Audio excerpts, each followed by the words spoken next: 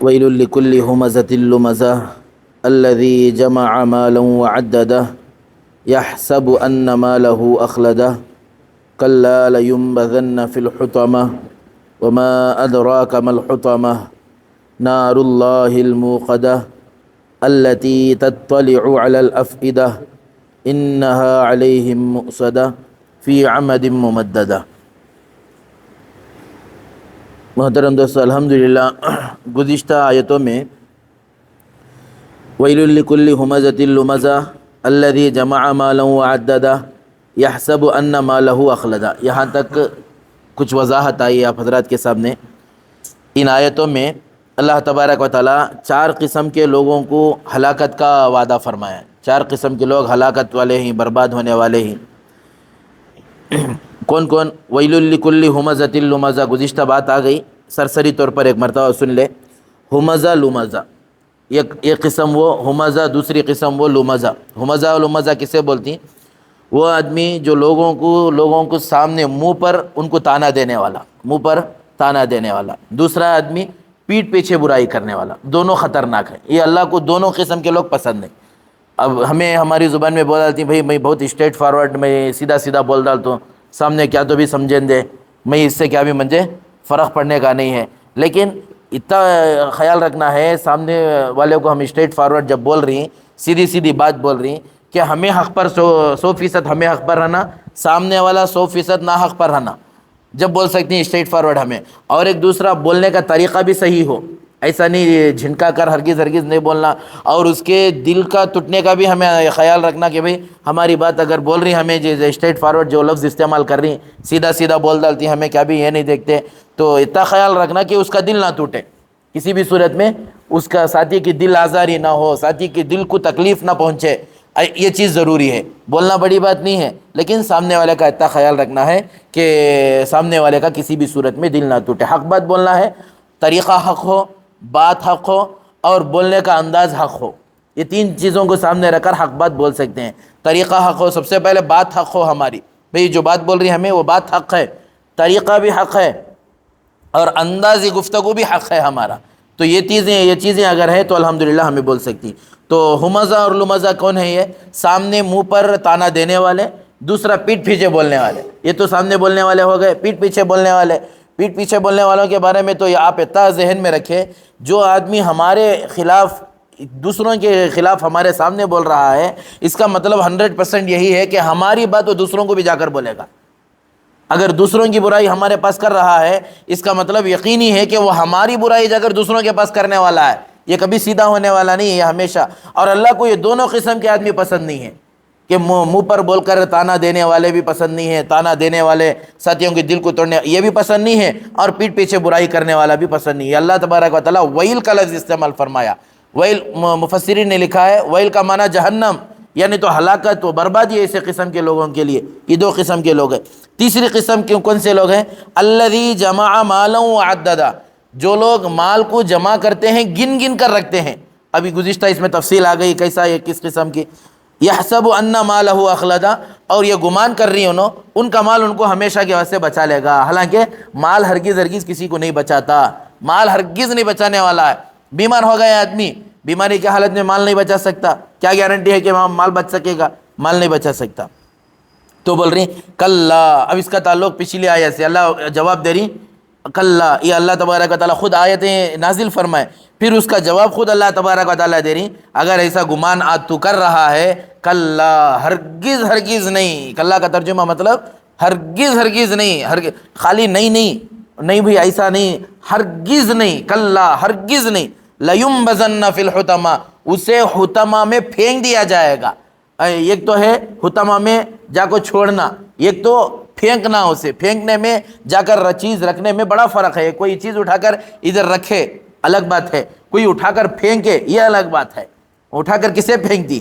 Waste چیز کو، کچرے کو، جو بالکل کام آتی نہیں چیز، ایسے اسے اٹھا کر کیا کرتی؟ پھینک ڈالتی، کچرے میں پھینکتی۔ رکھنے کی چیز استعمال کام آنے والی چیز، اس کا مطلب جہنم میں جانے والے پورے کے پورے ویسٹ کاڑا، پورے کے پورے کون ہی فی الوقت جہنم میں جب تک رہتی ہیں ویسٹ، بعد میں پھر وہ فیصلہ ہو کر آنے کے بعد پھر انہوں اللہ تبارک و تعالیٰ ایمان والوں کو ایمان والوں کے بدلے میں اللہ تبارک و تعالیٰ جنت دیتی ہیں بہرحال، لیکن ان کو جہنم میں کیا کر دیا جائے گا؟ ایسے صفت والوں کو پھینک دیا جائے گا۔ وما ادراک ما الحطمہ، آپ جانتے ہیں کہ حطمہ کیا چیز ہے؟ سوال کر رہی ہیں اللہ تبارک و تعالیٰ، معلوم کیا حطمہ کیا چیز ہے؟ بول رہی نار اللہ الموقدہ، حطمہ وہ ہے اللہ کی جلائی ہوئی آگ ہے، لوگوں کی جلائی ہوئی نہیں، اللہ کی سلگائی ہوئی آگ ہے۔ ایک تو لوگوں کی سلگائی ہوئی آگ اور ایک دوسرا اللہ کی سلگائی ہوئی آگ، دونوں میں فرق ہے۔ گزشتہ میں تفسیر میں بتایا، شاہ عبد العزیز رحمۃ اللہ علیہ اپنے تفسیر میں لکھ کر ہیں کہ نار اللہ الموقدہ، اللہ کی نار اور دنیا کی گرمی۔ انگار میں کیا ہے؟ گرمی ہے، اور دنیاوی اعتبار سے 3 انگار ہم سے ملتی، 3 انگار یعنی مطلب 3 قسم کی گرمی ہمارے سے ملتی۔ ایک تو وہ گرمی جو سورج کی گرمی ہے، وہ بھی ایک قسم کی آگ، سورج کی گرمی بھی ایک قسم کی آگ۔ دوسری آگ وہ جو ہمیں ظاہری اعتبار سے دیکھتی، چولہے میں لکڑیاں کی آگ نظر آتی، وہ بھی نہ آگ۔ اور تیسری قسم کی آگ جو ہم بیمار ہو جاتی، ہمارے اندر سے گرمی پیدا ہوتی۔ آگ کی صفت کیا؟ گرم کرنا۔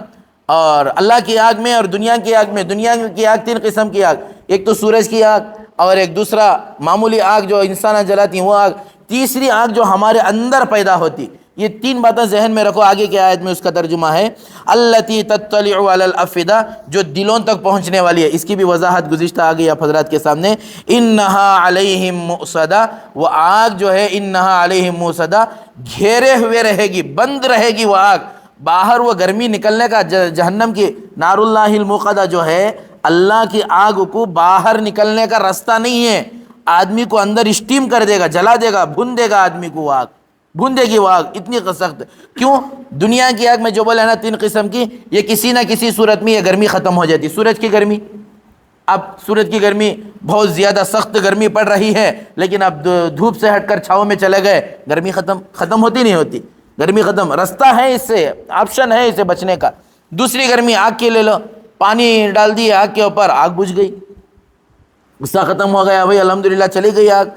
اب تیسری گرمی ہمارے اندر سے بخار ہونے کی وجہ سے انسان کے اندر پیدا ہوتی گرمی، آگ، وہ بھی ایک قسم کی آگ۔ بخار آنے پر، ٹھنڈی کا زمانہ ہے، بخار آ گیا آدمی کو، لیکن اندر سے اندر آدمی کو جلا کر رکھ ڈالتی آگ، اندر سے اندر آدمی گرم ہو جاتا، کمبل اوڑھ لیتا، گرم ہو جاتا، پسینہ لیکن یہ گرمی نکلنے کے واسطے یہ ہمارے مسامات تھی نا، یہ جو چھوٹے جو سوراخ نظر آتی، اسے بولتی مسامات، یہاں سے پسینہ چھٹ جاتا۔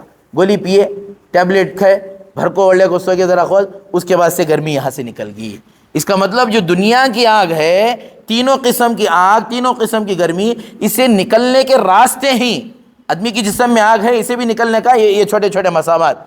اگر یہ مسامات نہیں ہوتے، اللہ تبارک و تعالیٰ نہیں بناتے، اللہ کی قدرت دیکھو، اللہ تبارک و تعالیٰ انسان کے اندر سے گرمی کو ختم کرنے کے لیے یہ مسامات بنا کر ہی، یہ چھوٹے سوراخ بنا کر ہی یہاں سے گرمی پوری کی پوری نکل جاتی، پسینے کے ذریعے سے گرمی باہر آ گئی۔ اس کا مطلب اب آدمی ٹھنڈا ہو گیا۔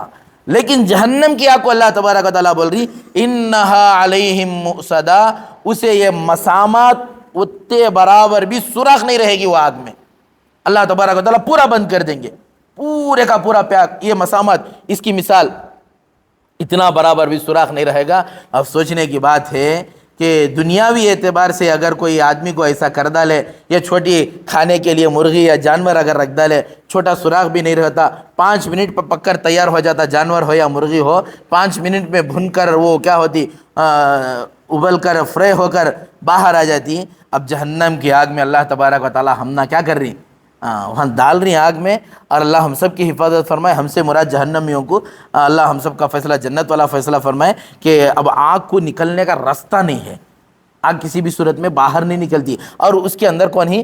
انسان ہے، جہنمی اس کے اندر ہی، اب راستہ نہیں ہے نکلنے کا، کوئی راستہ نہیں ہے، کوئی شکل و صورت نہیں ہے۔ التی تطلع علی الافئدہ، اب یہ آگ، پچھلے آیت سمجھو، التی تطلع علی الافئدہ، اب یہ آگ آدمی کو جلاتے، اب موت بھی نہیں ہے وہاں۔ اب یہ بڑے مزے کی بات دیکھو، موت بھی نہیں ہے، آدمی مر جائیں گے کہ تو موت بھی نہیں ہے۔ التی تطلع علی الافئدہ، یہ آدمی کو جلاتے دل تک چلے جاتی۔ دل کا مطلب کیوں؟ آدمی کو اور زیادہ تکلیف، اور زیادہ اسے مشقت، اور زیادہ اذیت۔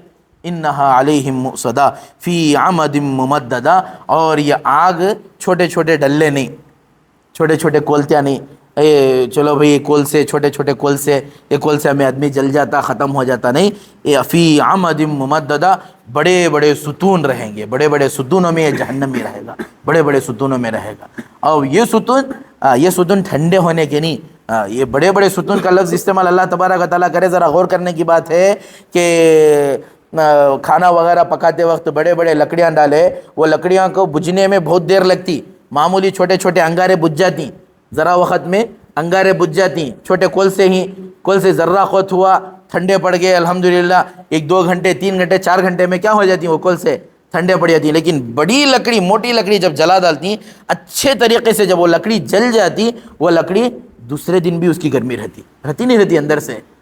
یہ اللہ تبارک و تعالیٰ ارشاد فرمانی، وہ انگار جو ہوگی معمولی چھوٹے کوئلے نہیں ہوں گے، چھوٹے چھوٹے کول سے نہیں ہوں گے، فی عمد ممددہ، بڑے بڑے ستون رہیں گے۔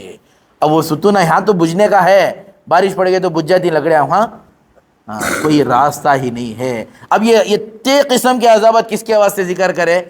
یاد رکھو، یہ اللہ تبارک و تعالیٰ وہ خاص کفار مکہ کے واسطے جو نبی صلی اللہ علیہ وسلم کو تکلیفیں دیتے تھے، نبی کو سامنے برا بھلا بولتے، صحابہ کو برا بھلا بولتے، ایک سامنے جو بولتے، پھر دوسرا پیٹھ پیچھے بھی برائی کرتے، یہ لوگ کیا کرتے، مال کو بھی جمع کر کو رکھتے اور بولتے یہ مال ہم نہ بچا لیتا کر کو بولتے، یہ لوگوں کے واسطے۔ اب مفسرین اکرام یہ سمجھاتی ہیں، دیکھو یہ اللہ تبارک و تعالیٰ آیتیں اس زمانے میں نازل کرے، بات تو صحیح ہے، لیکن یہ صفات اگر کسی کے اندر، ایمان والے کے اندر بھی اگر یہ صفات آ گئے تو یہ ایمان والا بھی ان کافروں کے ساتھ جا کر مل جائے گا۔ اللہ ہم سب کی حفاظت فرمائے۔ تو